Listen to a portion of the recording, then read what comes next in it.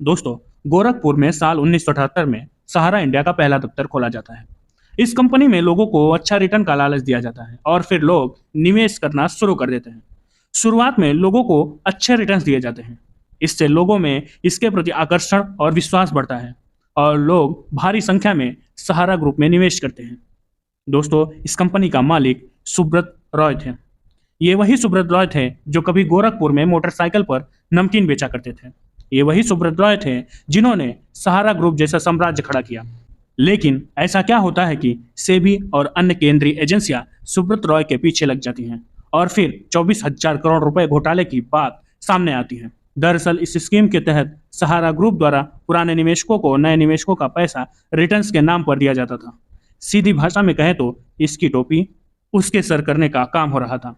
साल 2005 में जब निवेशकों द्वारा इंस्टॉलमेंट देने में देरी होती है तो उन्हें नोटिस दिया जाने लगता है। साल 2007 में सेबी ने जांच पड़ताल की तो सहारा ग्रुप के कामकाज में गड़बड़ी मिली। आरोप लगे कि सहारा ग्रुप ने 3 करोड़ लोगों के 24,000 करोड़ रुपए नहीं लौटाए हैं। मामला सुप्रीम कोर्ट पहुंच जाता है तो सुब्रत रॉय ने इसे निजी मामला बता दिया। सुप्रीम कोर्ट ने अंत में आदेश दिया कि सुब्रत रॉय लोगों का 24,000 करोड़ रुपए लौटा दें। इस बीच सेबी और सुब्रत रॉय के बीच लड़ाई जारी थी।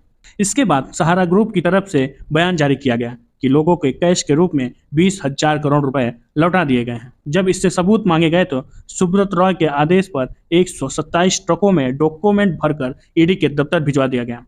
डॉक्यूमेंट की जांच करने पर पता चला कि सहारा ग्रुप द्वारा निवेशकों के फर्जी नामों का इस्तेमाल किया गया है।